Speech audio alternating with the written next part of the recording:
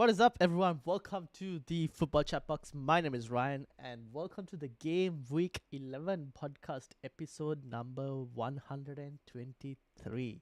And I'm joined by my co-host Roy, who is sitting pretty happy at the top of the table in the Premier League, and also very close to the top of the table in the Champions League as well. They've been having some recently really good performances, and that has led me to put the title as, do you go double Arsenal defense or double Arsenal attack? Because I know since some already have double Arsenal defense, but now that Gyökeres is going to be missing the upcoming game week as well, a lot of people are thinking of making moves, whether that goes to double Arsenal attack, if they already don't have double Arsenal defense, that is.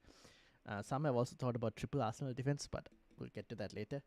But yeah, Roy, sitting happy. How are you feeling?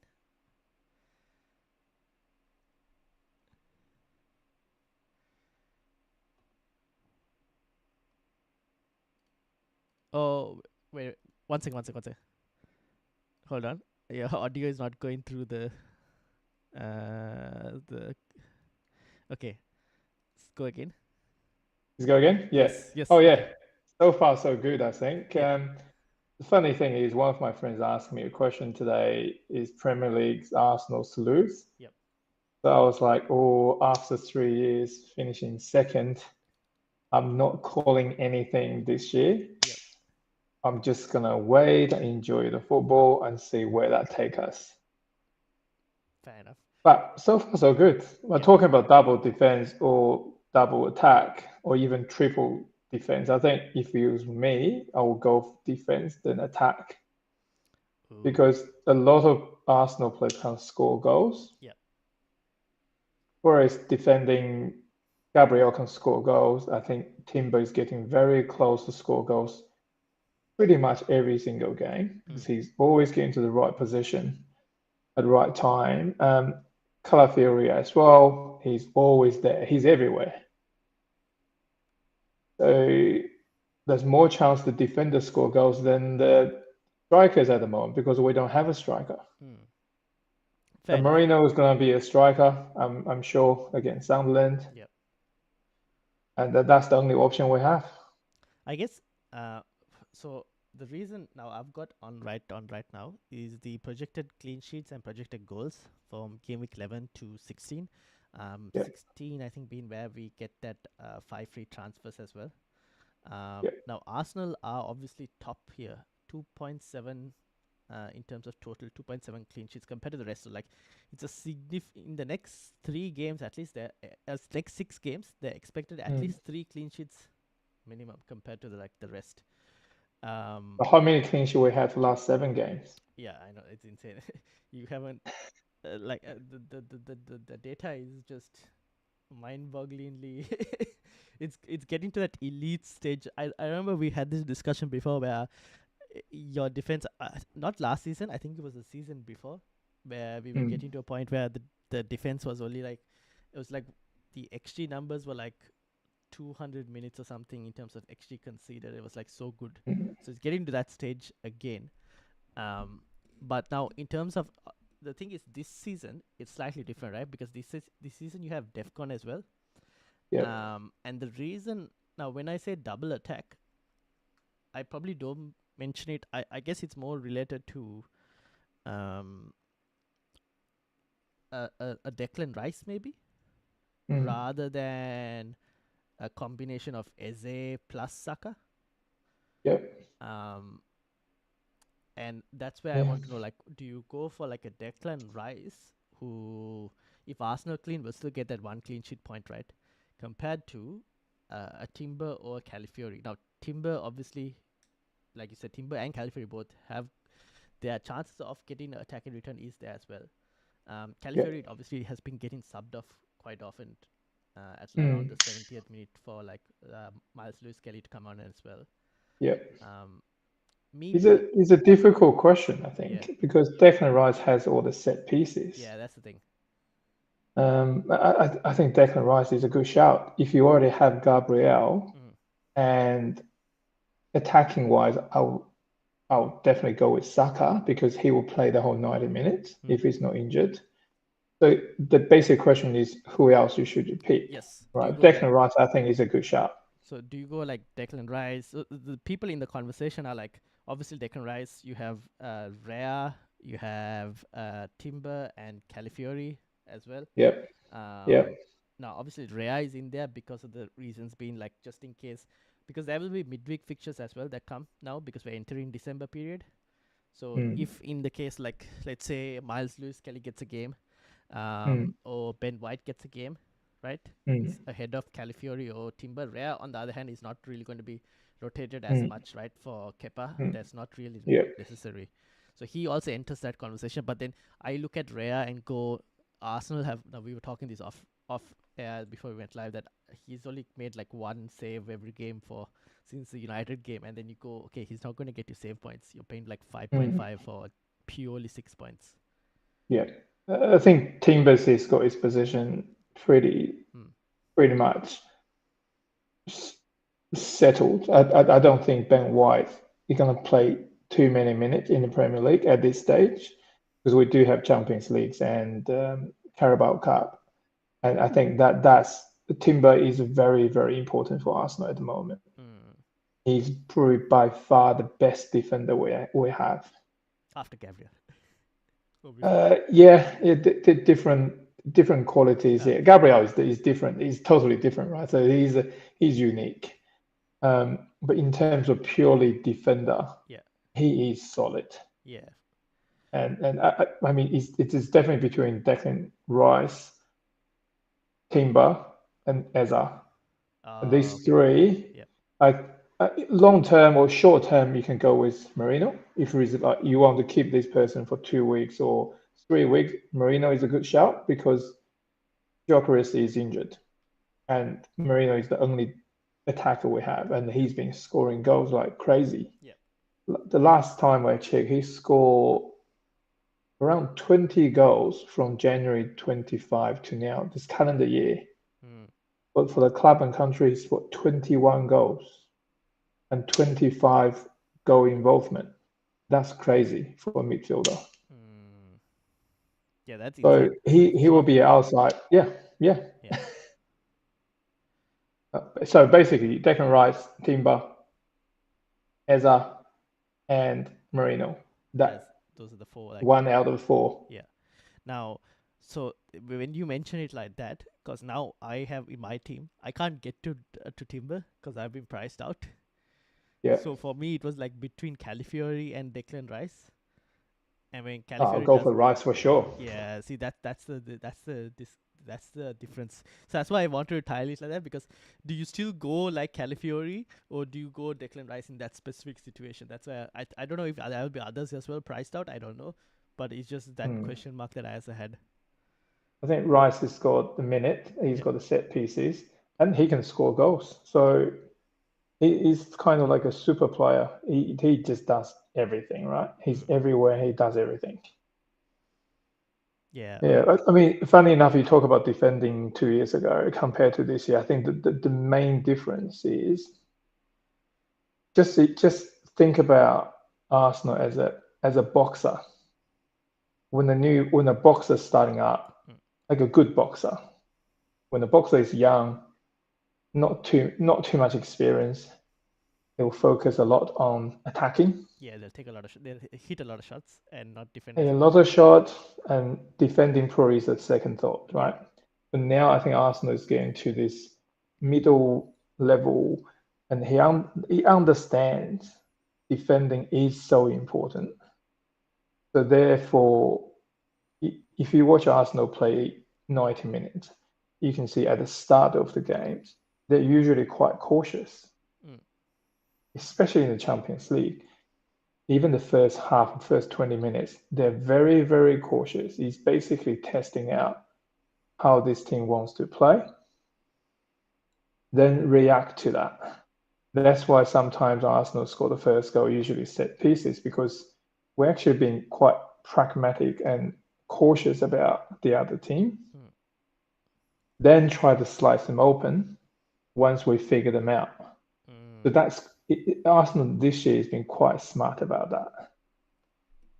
Yeah, fair enough. I would agree with that. I think that's probably a good way to put it, because that has been like the amount of set pieces that you guys have had is insane. And Gabriel just happens to be like the first to the set piece, and then it just rebounds off him to someone else, which is why he's resulted in so many assists as well this season. Yeah, yeah. Okay, all right. So Declan Rice over Calafiori, but Timber over Declan Rice is probably Yes, I'll have to agree with okay. that. Okay. All right. So this is obviously the projected clean sheets and goals that we've added here. Now, obviously, in these projected goals, Liverpool are first, Arsenal second, City third on here, and United fourth, interestingly, which I think is fair because our attack has been solid compared to our defense. In terms of clean sheets, Arsenal, City, Newcastle, Liverpool, and Chelsea. Liverpool are up here. Now, I'm assuming whether the markets are thinking whether they're going to switch now that they've changed their system a bit, whether they're going to improve a bit more. And I wanted to touch on Liverpool because obviously this week City play Liverpool. Obviously, it's a big match, not only for City and Liverpool, but also for Arsenal, in ensuring that what's the best A result? draw will do. A draw will do. A draw, okay.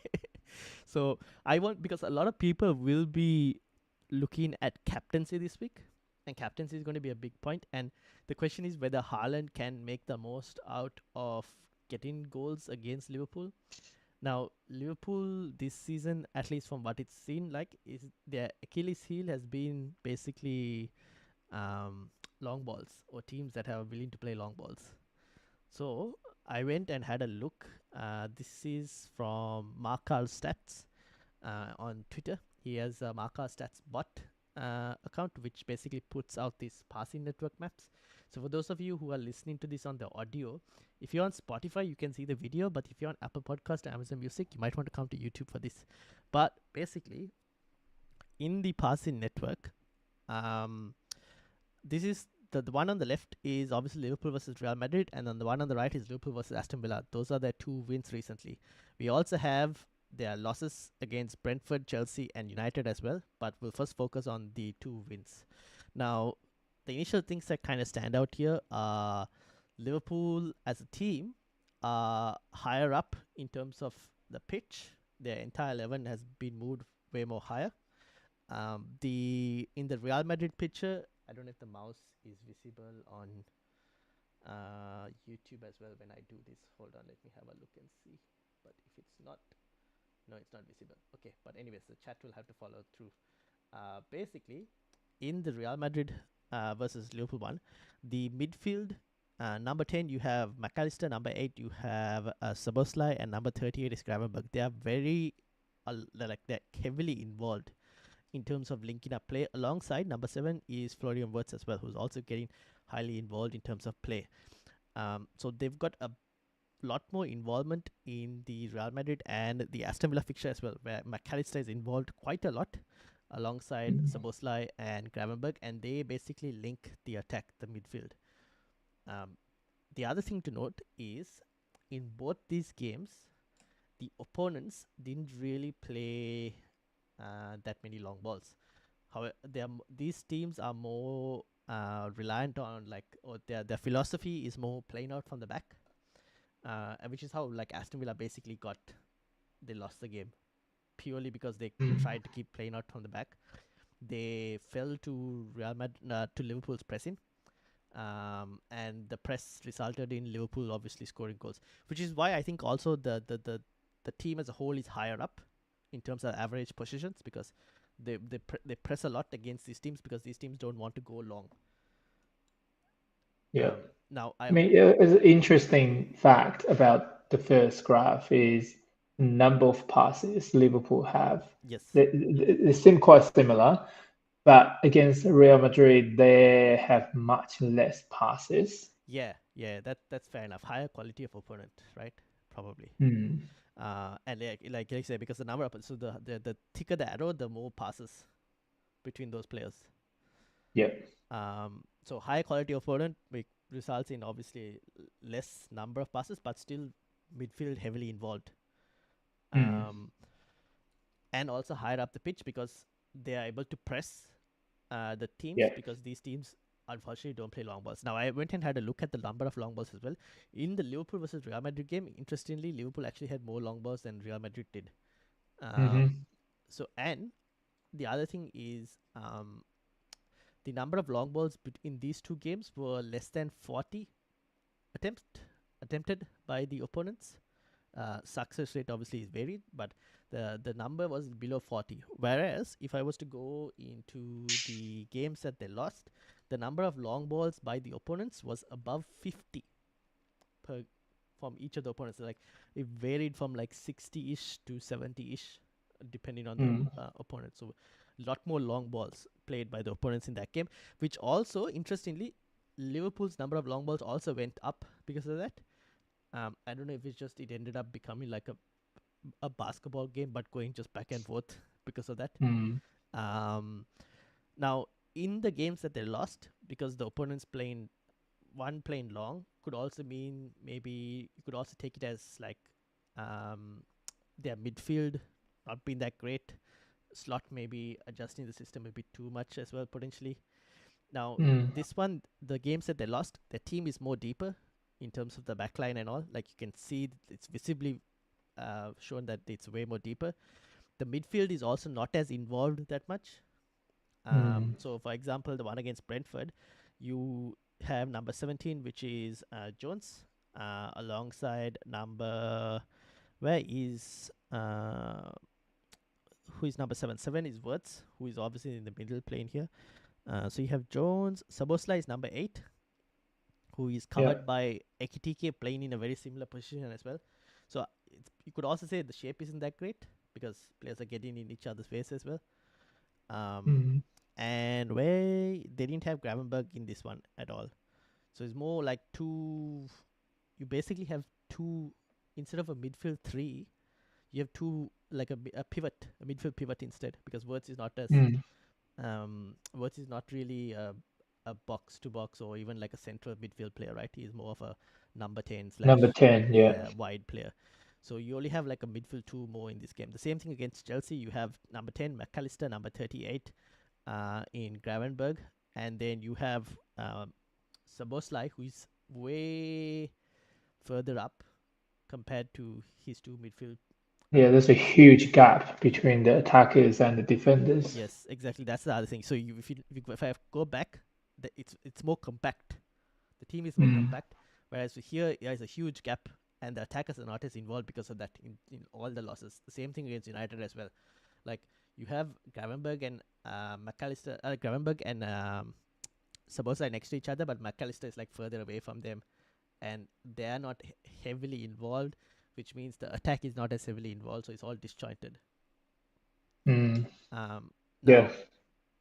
their upcoming opponents, City, are also not a team that generally go long, to be honest. They also have their long ball numbers under like 40 per game. So they average around 30-ish, 30 to 40-ish per game. Sometimes less. But when they play against Liverpool, they might change though, because if we can figure out that is Liverpool's weakest link, then maybe they'll explore that. Because I remember 2 years ago or last year when City played against Arsenal, knowing Arsenal is going to have a lot of the ball, they actually play long to Haaland. Yeah. Now, City, even in the games that they haven't played too long, their conversion rate of long balls is much more higher though. So they have a high percentage of conversion, which means like Haaland is winning those headers that come long to him anyways.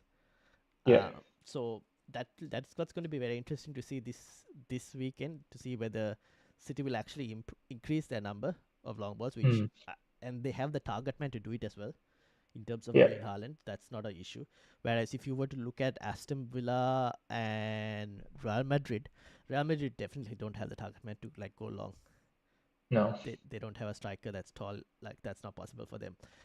Aston Villa, I mean, Watkins is not really that type of striker as well. So, and they just prefer to play out from the back. So that's another thing. So whereas the other teams, that these teams like Brentford have Thiago, Chelsea actually don't have. In this game, they didn't have any target man per se. You wouldn't look at a player like Joao Pedro and think this is a target man, but they've just gone long more in this game. United have in this game, United actually played Cunha, I think, and not Sesko. Yes. But we used Van Dijk as a target man, interestingly, instead, and then used Cunha, Mount, and Mbeumo to press Van Dijk.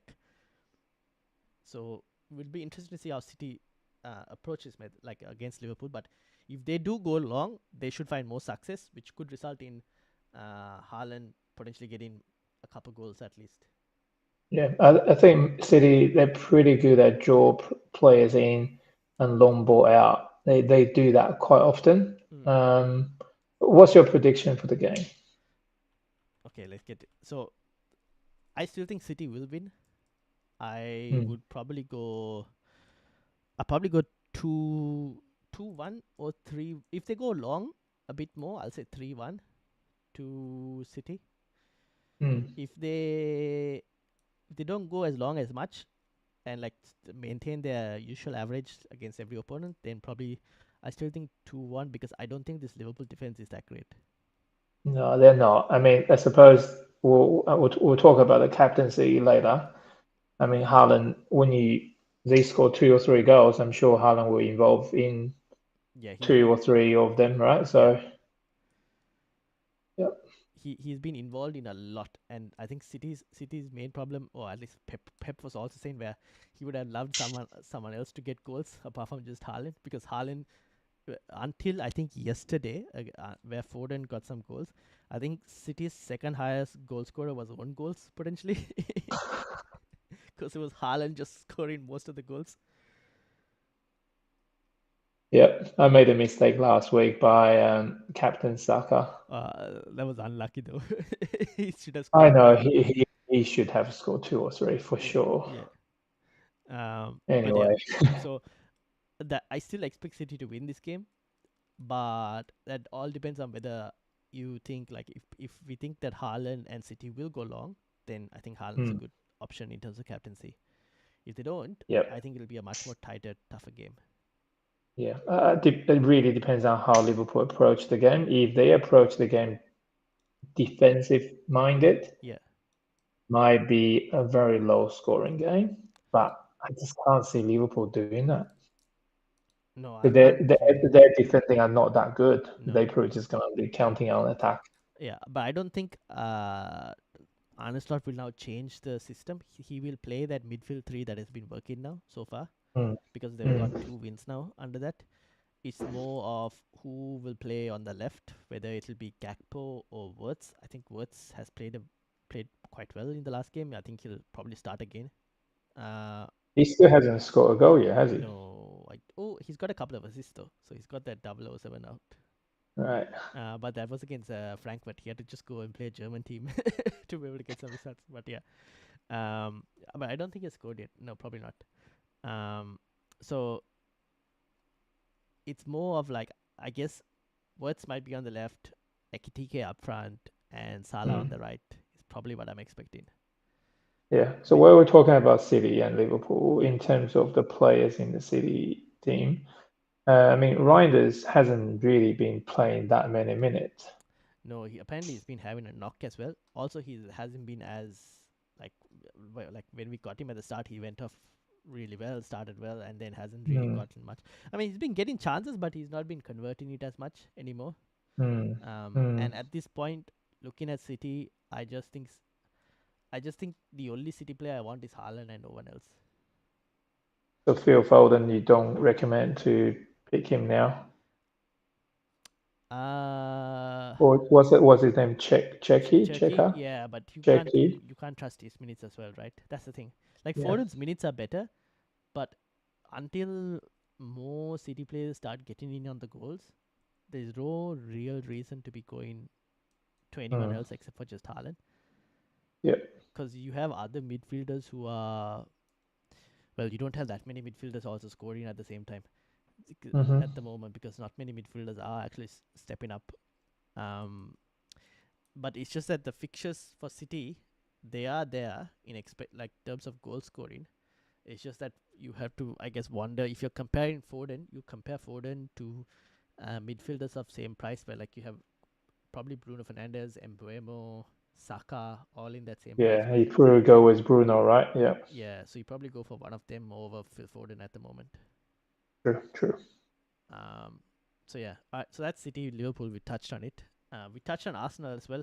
We should mention Sunderland, who obviously Arsenal are probably expected to win this game. But if Sunderland do get something, if Sunderland come away with a win in this game, I think they'll go second in the league. I can't see that happening. Arsenal just too good at the moment. Yeah. The games I've been watching for the last few weeks, I just feel comfortable. Even if it's 1-0, I still felt comfortable, which is very different from 2-3 years ago.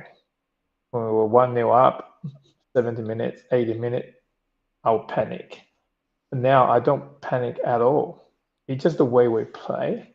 We don't go back to the boxer one again. I mean, once we get to 70 minutes, we actually just say, hey, we're 1-0 up, they're not doing much. And every team play against Arsenal now, even they're 1-0 down, they don't come out and attack. Because they knew if they attack, Arsenal is going to go back and counter attack and score a couple of goals. It's quite interesting nowadays when you watch Arsenal play against teams, the other teams losing, but still don't come out. Yeah, see, that's the thing. That's why your defense is just like you controlling the games as well. Yeah, very well. However, this Sunderland team has caused problems to other big teams this season. But I still expect Arsenal to have a comfortable win. This is why Arsenal's defense is just elite and people are looking to double up on Arsenal defense. Yeah. So I think Saka probably is in for the captain shout again. Yes, because so he is another captaincy option, definitely. Question is, do people go there because it's an away game as well? See, that's why it depends on what. I went there last week. You went there last week. You were unlucky, I should say, though. He should have scored. Like, Gyökeres should have been coming away with 2 assists from that game for the 2 chances he created for Saka. I had both players. Yep. So I'd say you were pretty unlucky on that one. Because I watched it. I had Saka as well in my team. I was like, how did he not score? So, yeah. All right. So, that's Arsenal as well covered. We'll go to the next big scoreline is Chelsea versus Wolves. Now, Chelsea, obviously, this week, yesterday, basically, they drew to Qarabağ, but they rotated their team. Rich James obviously played 90 minutes in the game. I wouldn't read too much into it. I think mainly captain. Also, they were still looking for a win and all. But their next set of fixtures for Chelsea are good. Liam Delap should be back now after his suspension. Chelsea basically play... Where are they? Okay, game week 11. They play Wolves. And then international break, then they have Burnley. Barcelona and Arsenal are tough. But then after that, they have Leeds. So in terms of Premier League games, they've got 3 good games in the next 4. If you were to increase that a bit more, Bournemouth and Everton as well. So you could say maybe 4 good games in the next 6. Any thoughts on Chelsea players? Just one. Neto and Joe Pedro probably is what people go for. Joe Pedro probably is another shout for the captaincy this week as well. I think Neto has been quite impressive. I think he's always getting to the right position, cross the ball in. And I think Chelsea just didn't have the player to score the goals. I think these 2 players are probably the one to keep an eye on. And if you do want to go for defenders, Chalobah probably is one you want to have a look. James, I don't know, he's been attacking as well, but he hasn't really done much, to be fair. Yeah, fair enough. He's on set pieces though. That's one thing that but they don't have players to get to the end of it. That's the problem. Yeah, that's the thing. He's more of, if he's taking free kicks near the edge of the box, then maybe potential. But overall, yeah, I'd agree. Like in terms of, however, Liam Delap is back though for this one, so could change things a bit. Where he could end up being like the end of that set piece potentially, because he offers Could be. a presence in terms of height. Yeah. Okay, so we'll have to wait and see, obviously. But like, I think Chelsea. Okay, here's another question. This week specifically, if had to pick between going for a Reece James or going for, let's say, a Calafiori or even a Declan Rice, if you take your Why biases out, Calafiori though? Why him? I Not can't go Declan for I Rice. can't go for Timbers, unfortunately. So I'm just asking you. Oh, because he's a straight defender to defender, right? Yeah, because if I was going and I don't have the budget to go Timber, unfortunately. Yeah, right. Yeah, I mean, short term, yes. That it's just the minute is against Calafiori. Yeah, that's the thing. Fair enough. James, I mean, he's injury prone as well. He could just get injured the next minute. He's got so many injuries. Yeah, that's the one problem with Reece James. His injury and fitness is not great. Yep. I don't know. I don't know if I answered the question. Probably not. But I think the answer is going at Declan Rice. I probably might eventually go and get Declan Rice. I don't know, but we'll have to have a look and see. Which is why when we get to my team, I'll kind of show you why I've been asking all these questions later. But like, yeah. Now Wolves also at the moment don't have a manager. I don't know who they're going to get in manager. If they get Ten Hag, it'll be very funny. But that would be so funny. They haven't. I thought it was a joke. I don't know. It could be a joke. When I saw it, I thought it was a joke, but I never know. And he's still free. Yeah, I don't think Ange's left the UK yet. Might as well give it. To try different clubs. Yeah. Try all the 17 clubs. Why not? So I don't know who they still. I don't think they've got a manager yet. So that's something to kind of keep an eye out for. But yeah, I think Chelsea, the fixtures are there, and the thing is, I don't have Chelsea players, so that's why I'm like, ooh, I look at this game and I go, bit of a scary game to not own any Chelsea players against a Wolves team that are probably going to get relegated with no manager at the moment. That's why I'm really thinking about Captain Pedro. Pedro Neto. Ooh. No, Joe Pedro. Yeah. There are a few others in the chat as well who have been thinking of Joe Pedro captaincy. Yeah. All right, so that's Chelsea versus Wolves. We'll move over to the next one. We'll start from the first game. Spurs versus United. Now, Spurs haven't been the best at home this season. They've actually been more poor at home than they've been away from home. However, they did score 4 in the Champions League, so maybe they got a bit of form back. Mickey van der Against who? I can't remember. Was it Copenhagen, I think? Yeah, well, I don't think you should take too much into that from that game. Probably the only positive thing that came from that game for Spurs would be that Van der Ven is up there now for a nominee for the Puskas Award. To be honest, what a good goal. But yeah, I mean, so United's attack is good this season. I think we should probably beat this Spurs team. I don't think that great personally in terms of like the way they play, at least at home at the moment compared to their away form. The away form is actually pretty good. Spurs. It's their home form that's pretty horrible. So that's how do you see this game going as a neutral, or maybe not really a neutral because it's Spurs? Historically, right, this game can be a bit crazy. Yeah. I think it's going to be a crazy game. It's going to be 4-3 or 3-2, that sort of game. I do think that. Fair enough.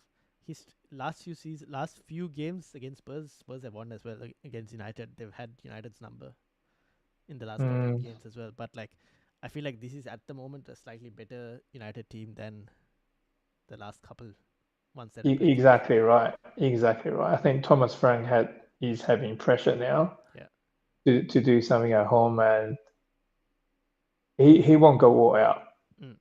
He's a very defensive-minded manager. I mean, these two teams, I really don't know. I mean, Kudos has been doing really well, but he just doesn't produce anything. He's always there, making things happen, but nothing comes off. I had him in my team for a few weeks now. Time to get He's fit. always been getting there. He's getting there, then he just doesn't score. Yeah, fair enough. I think Spurs' fixtures are also like the good fixtures are gone for Spurs. So now they're into a much more harder set of fixtures as well. Because at the moment they've got United. Then next week they've got you guys after the international break. And then they have PSG, followed by Fulham, Newcastle, and Brentford, which are not too bad. But Newcastle at home is not as easy, to be honest. No. And then Slavia Prague and Forest under Sean Dyche. Yeah, it's not easy, eh? Yeah. So I probably would sell Spurs players if you had, to be honest. Yes. I can't see any reason for keeping. United, on the other hand, I think you don't go United's defense. I don't think it's worth it. Even though we've kind of improved the new goalkeeper, I still don't think it's worth it. United's attack, though, I think is good in terms of fixtures because so Spurs this week, Everton after that, followed by Crystal Palace, West Ham, Wolves, and Bournemouth. It's not too bad in terms of fixtures, attacking point of view. Defending point of view, probably not going to be. I mean, you probably Everton and West Ham, and Wolves, you might get something. Palace and Bournemouth, you're probably not going to get a clean sheet. I mean, the good thing about United is they don't have any Champions League or yes. 1 week, one week one fixture a week, basically. Yes, that actually plays in. I mean, in their hands, like they could do really well. Yeah, true. That helps a lot more because right now United's best midfielder is Casemiro. In terms of when he's on the pitch, we win significantly more compared to when he's not playing. And as long as he can play one game a week, he's perfect to have. Yeah. But yeah, like so you reckon United might have a better chance to win this game? I think so. I think we should have a better chance, especially given we've had no football during the break, and Spurs have just played a Champions League fixture as well. That's true. That's a very good point. Let's see. But yeah, I think we should win this game. But yeah, you never know. It could be a crazy game. History, last couple of games would say that Spurs are the favorites. But form-wise, I would say slightly differently at the moment. Yep, I'll be rooting for you guys. Sure. All right. West Ham versus Burnley. Obviously, Nuno with a big win against Newcastle. And Newcastle's away form is just horrible, to be honest. And they're going to be playing away again this week as well. We'll get to that later. But those who have Paqueta, Jared Bowen, probably keeping for one more week. This is the last good fixture before the fixtures turn again a bit more. But Burnley, on the other hand, nothing really too much to say from them. Yeah, no, nothing really to talk about in that game. No. We'll move to Everton versus Fulham. Everton, I have Elaman Endai. I benched him last week against Sunderland because I thought his strike partner in Beto was shit, which I still stand by. But Elaman Endai, as a player in general, on his own, is a really good player. He's had a knock, but I think he should be fine for this one. Fulham have looked poor recently. Did get the win though, but overall they haven't been the same Fulham of like the last couple seasons. Thoughts? Yeah. No, there's those mid-table teams. There's not really much to talk about. No one standing out at all. Probably Endai only, but like again, no one else to be honest. No one else. Yeah. Absolutely no one else. Yeah. Well, Everton defense is good though. Their defense is good. The defense is not too bad. I do have Tarkowski, but I'm still thinking of selling Tarkowski. I feel like it's been a bit of a disappointing own because he hasn't really been getting too many DEFCON as well. And Keane has been getting more DEFCON than he has. There is so there was some talk about potential blank game week and double game weeks. Now initially that wasn't going to happen again after the Premier League said that like Crystal Palace, because of their League Cup fixture in the quarterfinals, is almost the same time as a European fixture, so they moved it. But now Crystal Palace have asked for an extra day for training. So I still think there's a possibility of a double game week and a blank game week coming, but at the moment there isn't anything. Just to let you know. And if that happens, then Everton would also probably get impacted in terms of potential like getting a double. Right. Yeah. But at the moment, nothing like that happening as things stand. All right. We'll move to Aston Villa versus Bournemouth. Do you have any Bournemouth or Aston Villa players?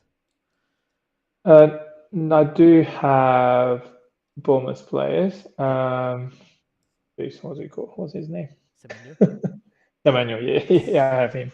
Yes. Now, Semenyo's output obviously dropped since Krupi Jr. was starting because Semenyo hasn't really risen much. However, Evan Nilsson is back, which means that Krupi Jr. is no longer an option for a striker spot. We're not sure whether Evan Nilsson will start or not, but ideally you'd want Evan Nilsson to start because that's better for Semenyo as a whole. I also have like Senesi and Petrovic. I'd probably expect them to get DEFCON in this game, like Senesi. Yeah. Aston Villa, I'm finding now. Aston Villa, if you're looking for defensive players to own, Matic Cash is not too bad because Aston Villa are about to get a decent set of fixtures. They basically have Bournemouth this week. They got Leeds next week, Wolves the week after, Brighton, and then West Ham. The Arsenal one is a tough one in the middle of all of that. But the other fixtures are not too bad from a defensive perspective. If you wanted to own Aston Villa, it's just that clean sheet percentage. Where is it? Yeah, so 13 is a big one with 40%. The rest are in like the 20s, except for Gameweek 15, which is against Arsenal, which is low. However, Andy's in the chat, who's Aston Villa fan. He'll probably tell you you're buying Matic Cash only for attacking returns and not clean sheets. Yeah, agree. I have to agree to that. Yeah. Yep, fair enough. So yeah, he's probably the only Villa player from a defensive perspective. If you wanted to buy someone cheap, he's not too bad, I'd say. The other Aston Villa players, I don't know. I probably would avoid for the moment. Yeah, who are their wingers at the moment? Oh, good question. I think is that still Aston Villa wingers. So I think Morgan Rogers is still who you want from Aston Villa in terms of attacking options. But wingers, Andy, chat wingers, Aston Villa wingers, can you let me know? But I'll have a look at the last game. The last game they had McGinn and Gusand who were on the wing. right. But I mean, they also have the likes of Sancho on the bench. Unfortunately, Emi Bundia is injured. Otherwise, you'd probably expect him to potentially start.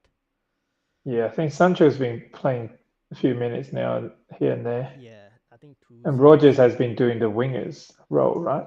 That or the number 10 usually. He's been number 10 now. So after I drop him, he become number 10. Okay. Yeah, basically. But like, yeah, it's basically like McGinn and Gerson. And McGinn is not really a winger as well. Like Andy says, yeah. No. He's more of a midfielder. Yeah. So they don't really have that many options. So yeah, I mean, Aston Villa probably only Matic Cash. Bournemouth, you just keep your Bournemouth players that you have, to be honest. Yeah. The fixtures are getting better now again. Brentford versus Newcastle. Now, Newcastle have not won a single away game this season. This is their next away game. They haven't been performing that well. I won't be surprised if Brentford actually come away with something from this game, or at least a draw based on Newcastle's recent form. Thoughts? Yeah, the fact that the Wisa went to Newcastle, I think that probably made this game a bit like a spicy one. Yeah, it's gonna be a spicy one, I think. Yep. Unfortunately, Brentford wouldn't want to lose that one. Yeah. He won't be there to see it as well because he's injured still. But yeah, I think Brentford, honest, I probably expect a draw from this game, to be honest. Yeah. If you have your Newcastle players, like if you had like Walter Marder or Anthony Gordon, you don't have any, right? Just check it. No. Okay. Would you sell them potentially, I guess? Well, it depends on who else they have. Do they have Arsenal, Asset, or Chelsea? I mean, Chelsea probably is if you want to move on from Newcastle to Chelsea, maybe it's a good option. Yeah, fair enough. Yeah. All right, so probably one of them, ideally. Mm. But probably nothing else to add on this game. I think Newcastle you probably can sell because the fixtures are getting a bit more harder. Brentford, it's only Thiago from a FPL Yeah. standpoint. Yeah. Now this one is a more interesting one. Crystal Palace versus Brighton. That's actually more. This should be a very end-to-end game. Brighton have been playing really well. Danny Welbeck is on some insane form. In terms And of there's a local derby as well. yes, Well, indeed, not local derby, is somewhat they of a hate each local. other. Yeah, yeah.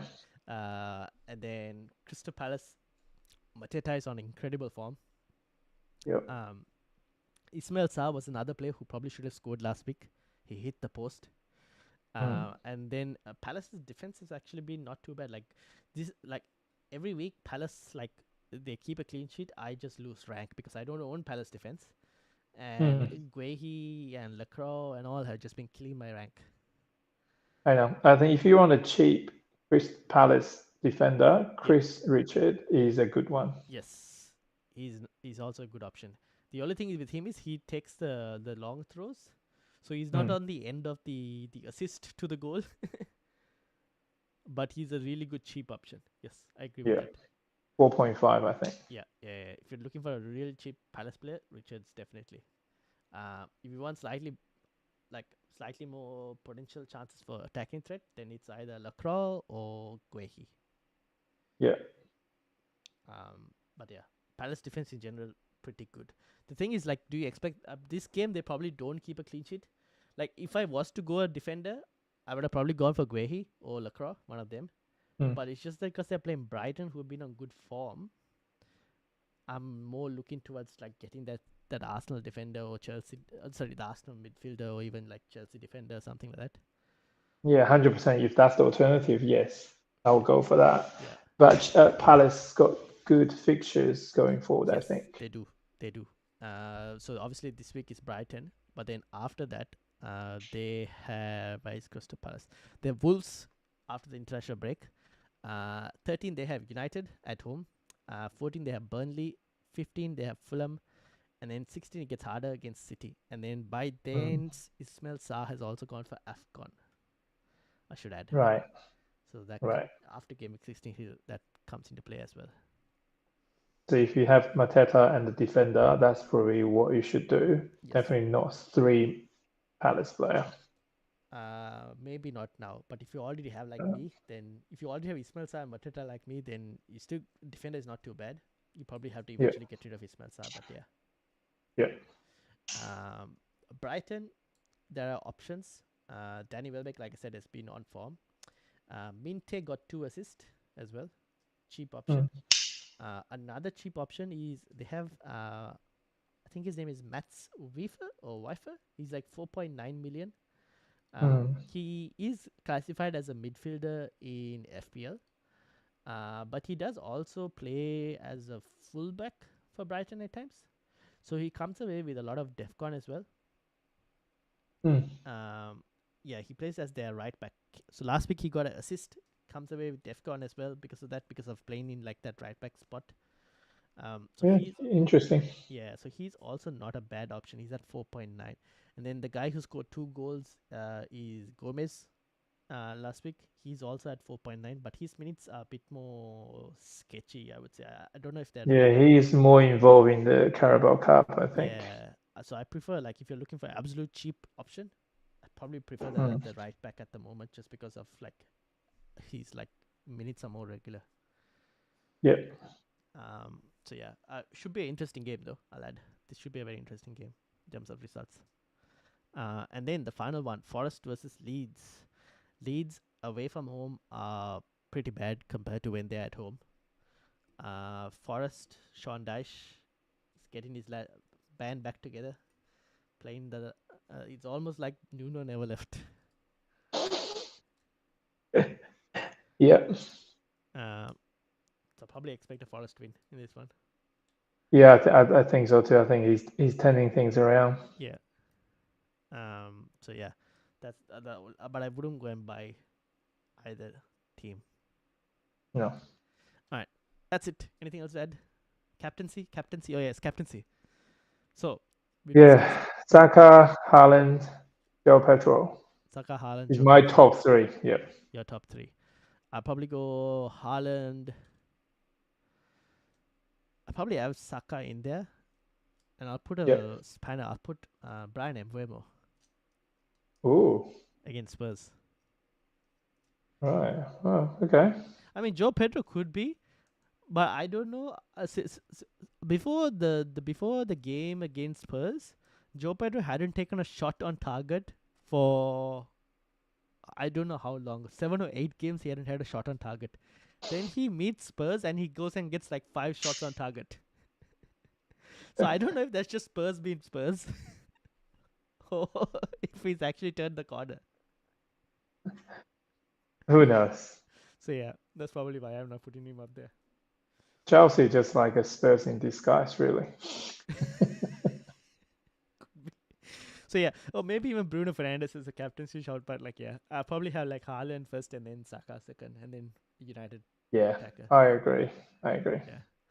Yeah. Top two, definitely Saka and Haaland. Yeah. Yes, and then either one is. Oh, actually, no. I should probably add. I'll remove my United attacker shot.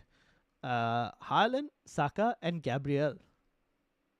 Of course. Honestly, last week, the two on the deadline stream, the two most popular captaincy options were Haaland and Gabriel. No joke. I actually suggested people to go and get Gabriel, and they actually went Gabriel, and they got points. It's not funny because at this point, Arsenal's defense has got to a point where I can just recommend Gabriel, and it doesn't sound crazy. Wow, it's amazing. Because he's getting clean sheets, he's getting you depth, and he's getting attacking returns for some reason. Well, long may that continue. Yeah, and he's getting bonus points as well. So it's like a 10-point player every week. Yeah. So yeah, he's the GOAT. So yeah, probably those three. All right, that's it. Oh yeah, this is something I saw which is interesting. This is FPL point leaders from Gameweek 1 to 10. So Haaland on top. I told you Gabriel second in this list in terms of total number of points this season in FPL. Wow. Semenyo third, Timber fourth. So interestingly, this list has I think 2 goalkeepers. It has 1, 2, 3, 4, 5, 6, 7, 8, 9 defenders, and only 2 forwards, which is Joe Pedro and Haaland. And Salah. Yeah, it has Salah as a midfielder. So 1, 2, 3, 4 midfielders in this list. Oh, sorry, 6 midfielders in this list. Oh no, I take it back. 7 midfielders in the list. 3 of the midfielders are defensive midfielders out of the 7. I think the depth count did make a difference, eh? Yes. Plus, the league has become way more direct for some reason, which is why a lot of the defenders are up here. Yeah. Yeah. I would also add from this list. Now, obviously, Van de Ven is in here. I think that will drop if you were to compare for the next time because Spurs fixtures are getting harder. Lacroix is here. Guehi is here. Those are probably expect them to kind of continue. And the Sunderland goalkeeper. Oh my God. You watch him this week when he plays Arsenal. He's good at making saves. He's kept Sunderland in a lot of games. I'll tell you that this week. Right. Okay. I'll have a look. He's kept Sunderland in a lot of games. Right. Which is why he's up there. Clean sheet. 16 points from clean sheet. Yes, 16 points from clean sheet. Saves plus 10. Exactly. See, he's kept Sunderland in a lot of games. Oh my God. So you'll notice it this week. If you seem frustrated that the ball is not going in, it might be down to him. So yeah. Yeah. So yeah, listeners, just take a screenshot of this. This is pretty useful information there. Yeah, I will compare it how it changes. But yeah. All right. That's basically that all. That's all I wanted to add. Oh yeah, this is we were talking about Arsenal's defense getting to elite like 2 years ago, around 200. This is last 6 game weeks defensive data. Arsenal top, City second, Aston Villa interestingly they are third. I don't know how Wolves are fourth in this list. Oh wait, no, I do know. XG conceded. Look at the XG conceded delta. They've conceded 7 more than they should have. Damn. They're just being unlucky, is that what you're saying? That or just a mixture of bad goalkeeping and all of that. and also bad defending. Right, they've had a couple of own goals and all of that, right? So that also Yeah. contributes. A bad manager. There could be that as well. So they've conceded way more than they should have conceded, to be honest. Yeah. And then at the bottom you have Burnley, West Ham, Tottenham, Bournemouth, interestingly, and Chelsea. Why am I talking about Chelsea defense when they're Chelsea at the bottom there? I don't know, but yeah, we are. Should just go and get Arsenal, to be honest. All right, and then attack. Crystal Palace on top. So Mateta. Liverpool on second. Now Liverpool, obviously we've spoken about them already, but I think from game week 12 they get into the conversation because their fixtures are good, and that's why I wanted to touch on Liverpool. And I'll show you my team and I'll tell you why I was trying to ask you these questions to try and figure out which transfers to prioritize. And then Arsenal there as well, City, Brighton, and United. And then in the bottom you have Burnley, Aston Villa, West Ham, Spurs, Bournemouth, and Fulham. Yeah, I think Crystal Palace one is an outliner because remember the game against Liverpool? They had so many shots. Yeah, the hat-trick against Bournemouth. And Liverpool, right? Yeah. However, it probably might be an outlier because the last 6 game weeks. But if you look at the delta, it's like -2. They should have got, which is probably again that Bournemouth game had a lot to do with it. Yeah. But even before that Bournemouth game, and when I was watching Mateta's numbers, he was just so high in terms of the forwards for expected goals. He was pretty high. So Palace have been creating a lot, I'd say. Well, they're very direct. Yeah. They just chuck the ball to Mateta. That's what they do. Yeah. They're extremely direct team. Yeah. Yep. And then Roy, your team. The team feels like it needs another wildcard. It does, doesn't it? Yeah. So I'll read the team out for those listening on the audio. Cells in goal: Patrick Dogu, Timber, Porro, Reinildo, Anderson, Saka, Reinders, Gyökeres, Haaland, Joe Pedro. And on the bench you have Dubravka, Kudus, Semenyo, and Goodmanson. How many transfers do you have? I only got 2. So in the alternate universe, yes, Saka and Gyökeres could have scored 15 points more. Yes. But they just didn't come off. No, unfortunately. Yeah, you should have had a... Well, I'm changing... Yeah. I'm changing the... I'm not sure what I'm going to do, to be honest. You're right, I need a wild card, but I don't have. So you're in priority positions right now. So I got rid of Gyökeres because I don't think he will play for the next 2 games. Yeah. So I got rid of him. I brought in Mateta. Okay, there you go. Yep. I think I'll do something to the defenders because I got Sunderland defender and Leeds defender. So I think I'll get rid of one. See, we've been talking about Arsenal double defense and you don't even have Gabriel. I know. You had Timber. Yeah, but funnily enough, Gabriel has outscored at least probably by double the rest of the Arsenal defense the last couple of weeks. But if you have the data, Timber's XG should be really high. Something by now. Yes, I agree. You've been unlucky there. It would be really unlucky with Timber. Yeah. Who knows? This might be the week that he actually gets it. A hat-trick, maybe. Yeah, maybe. Thank God. You never know. So that's your team. So obviously looking to make a defensive change there. Probably even Porro to a Arsenal defender if you want to. Oh. Yeah. I could, yeah. Yeah, maybe because you have the funds now after selling Gyökeres. Yeah. And then this is my team. Petrovic, Mukiele, Tarkowski, Gabriel, Semenyo, Sa, Saka, Mbuemo. The entire midfield decided to not score this week. There were points dodging everywhere. Danny Welbeck, Haaland, and Mateta. On the bench, I had Dubravka, Ndai, unfortunately, Roden, and Senesi. Now, this is where I'm getting interested in terms of the questions I was asking you. So I'll probably bench Danny Welbeck this week and play like a 3-5-2 formation and start Ndai against Fulham. Because I don't think it's too bad. So my defense at the moment would be like Senesi, Tarkowski, and Gabriel. And this is why I was asking you about the double Arsenal defense, whether because it's Tarkowski to either... This is where I could have gone either Calafiori, Guehi, or even Reece James. or Chalobah, but probably not Chalobah. And then if I did that, then next week when we were speaking about Liverpool, I could have done Iliman Ndiaye to maybe Szoboszlai or Gravenberch to get Liverpool attacker for that run.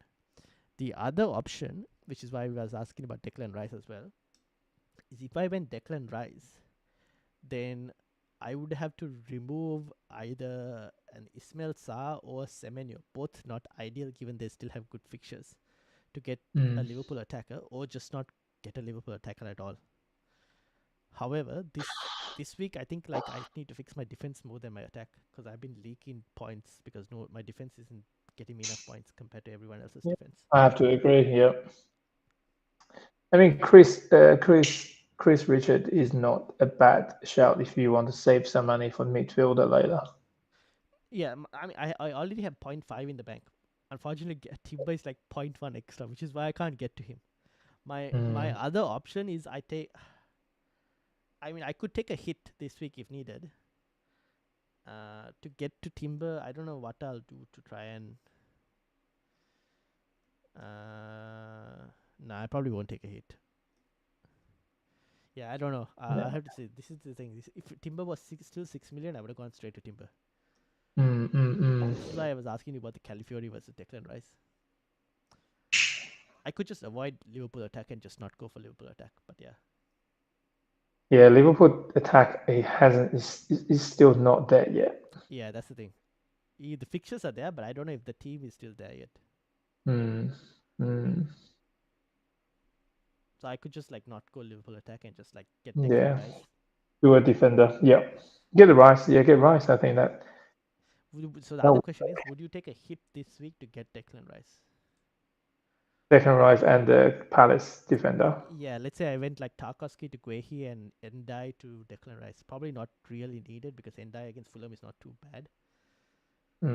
Are you going to get extra 4 points to cover that loss?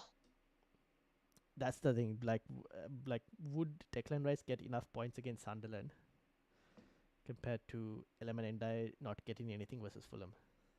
Yeah, I mean, you would think Sunderland will go ultra defensive against Arsenal, right? Probably, yeah. That's the thing. But then Rice has like so many routes to points in terms of set pieces. Yeah. Tough decision. Yeah, I think sounds like it's not worth taking that 4 points off. Yeah, but I need to fix my defense. Defense is where I'm losing points. That's the main thing. If you get Calafiori, get him in, maybe just take a punt. Yeah, that's what I was thinking. Maybe I just take a punt on Calafiori because, like you said, right, he's been extremely attacking. Even though he goes off early, he's been extremely attacking. Very, very attacking. Yeah, so he plays almost like a second striker. And now that Gyökeres is not there, he might even be even more attacking. I don't know. Yeah, true. To be honest, he's everywhere anyway. He's everywhere. Yeah. So I don't know. We'll see. I'll think about it a bit more and see which one, how to go about it. But yeah. So that's basically all we have. Andy in the chat is like, sell Welbeck and get Timber in. Nah, I prefer Danny Welbeck at the moment because he's on some good form. And like Brighton are top of the fixture ticker for like the amount of fixtures they have. So I don't mind it. But yeah. So we'll see how it goes. I'll discuss it on the deadline stream as well for those watching. Roy, anything to add before we end? No, not to add. I think we covered pretty much everything. Awesome. Don't forget to hit the like button, everyone. Make sure to subscribe as well. And I'll see you all on the deadline stream. And thank you to everyone who's been watching as well. Have a good one. See ya.